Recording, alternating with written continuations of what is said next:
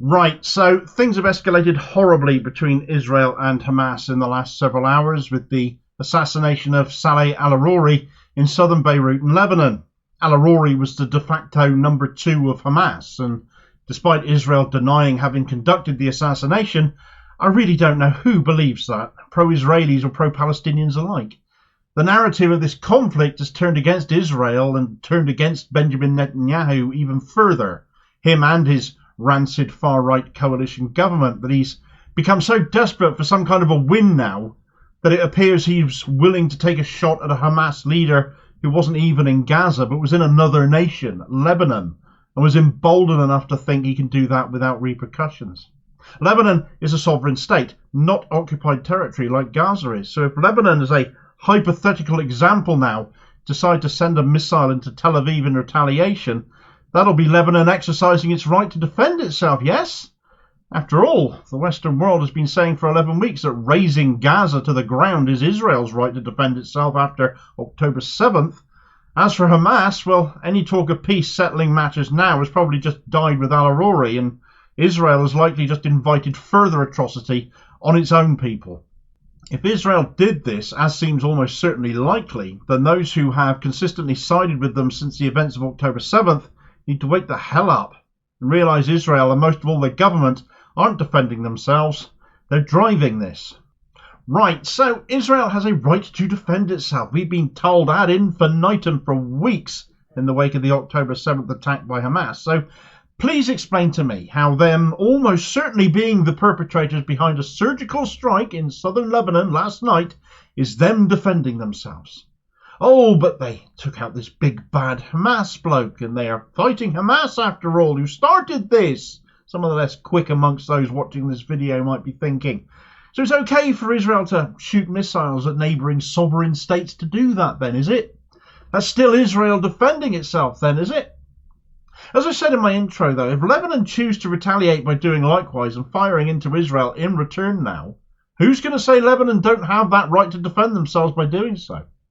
Oh, but I forget myself again, haven't I? This is a Hezbollah-run neighbourhood that got hit, according to some in our pathetic media, as if that makes it all right. It clearly is implying after days and days of them reporting on the actions of Iran-backed Houthis in the Red Sea that they either believe or they know it was Israel that did this too. I can almost guarantee that when this all comes out as being proven to have been Israel, I'll eat my shoe, frankly, if it isn't. It'll be made all about Hezbollah and Hamas and Israel being entitled to do this somehow, some way. If this guy was living in Leicester Square and Israel bombed that, people would be singing a different tune though, wouldn't they? It's exactly the same thing. Sovereign state territory is sovereign state territory. The Israel defence excuse has been weak enough when they are literally levelling territory they themselves already control and occupy. So much so that it's like shooting in a fishbowl for them. There's one thing interesting to note here though that people should acknowledge. If this was Israel, and several media outlets are running this as fact already, Al Jazeera for instance, then they committed a surgical strike. They took out one apartment in a block with 7 people in it. A Hamas meeting including Saleh Al-Arouri, yet they'd have you believe levelling apartment blocks and hospitals and churches and schools in Gaza is them being surgical too. Looks more like indiscriminate carpet bombing to all intents and purposes now though, doesn't it? Softening the place up for Israel to formally take over. I look at the US at this point and wonder if they'll be bypassing Congress for a third time to deliver another military aid deal at this point to Israel. Antony Blinken, the Secretary of State over there, both a Zionist and a trilateralist, falls over himself in his devotion to Israel, as does his boss, Genocide Joe Biden. But what are they saying now then, eh? They both give Keir Starmer a run for his money in the fawning to Israel stakes. Others in the Middle East, though, are far more condemnatory, as several statements got issued last night. Houthi spokesperson Mohammed Abdel Salam has said, "We offer our condolences to the Islamic resistance movement Hamas on the martyrdom of the deputy head of the movement's political bureau, Sheikh Saleh Al-Arouri, in a cowardly Israeli assassination.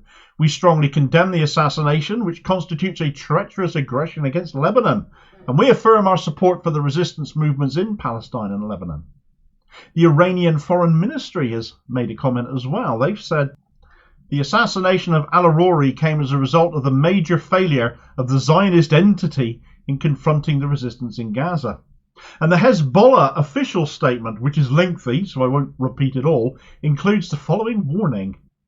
We consider the crime of assassinating Sheikh Saleh Al-Arouri and his fellow martyrs in the heart of the southern suburb of Beirut to be a serious assault on Lebanon, its people, its security, sovereignty and resistance, and the highly symbolic and significant political and security messages it contains, and a dangerous development in the course of the war between the enemy and the axis of resistance. And we in Hezbollah, we affirm that this crime will never pass without response and punishment, and that our resistance to its pledge is steadfast, proud and faithful to its principles and commitments that it has made to itself. Its hand is on the trigger, and its resistors are in the highest levels of readiness and preparedness. And this is a memorable day for what follows.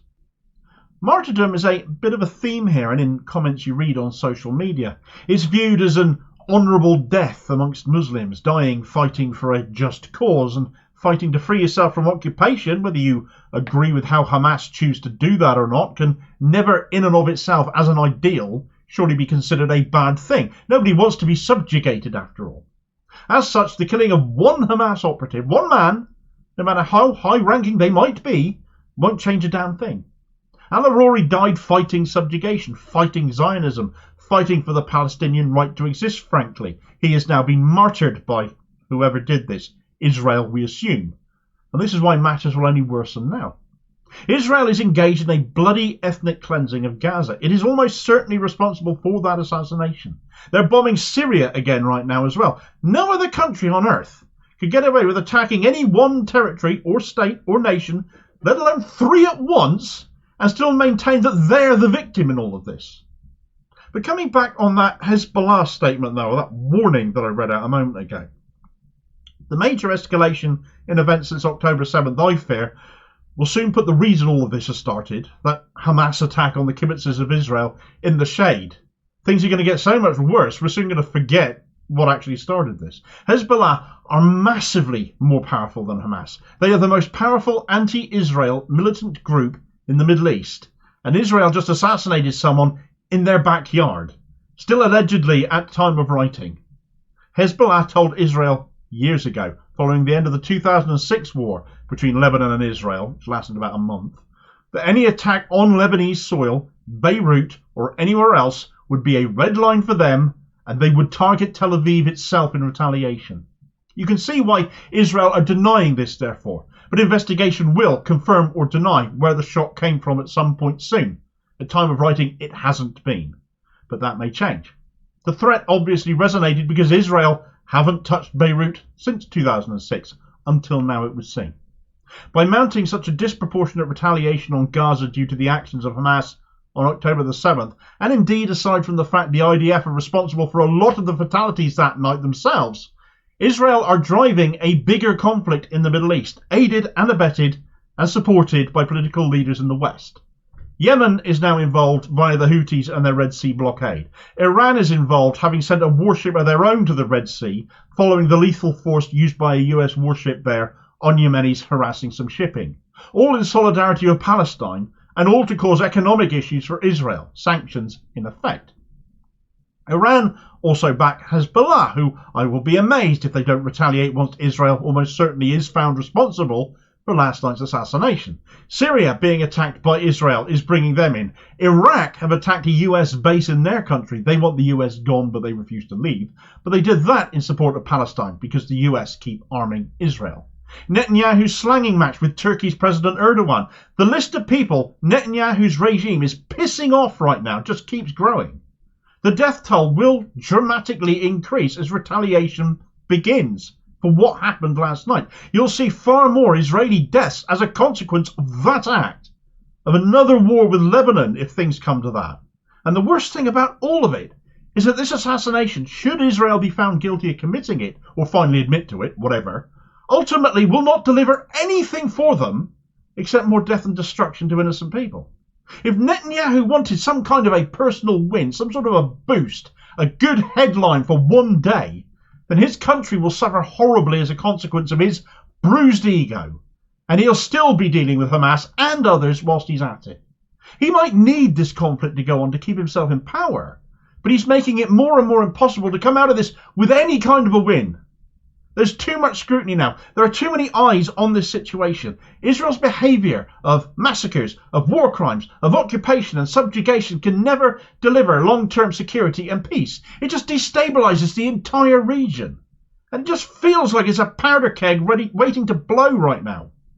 The media framing isn't going to do the job for them now anymore either, especially not now in light of these most recent events. This assassination in Lebanon. The media were already losing the battle providing cover for Israel by pointing at Iran and jumping up and down going, look over there. Iran aren't exactly hiding. And we know whose side of this conflict they are on right now. And many of us would not disagree with them on that score either. So do take a look at this video if you want an idea of how dire mainstream media are in trying to provide cover for Israel despite their actions. Another great reason to support your favourite alternative media, of course, because the mainstream are hopeless. And I'll hopefully catch you on the next vid. Cheers, folks.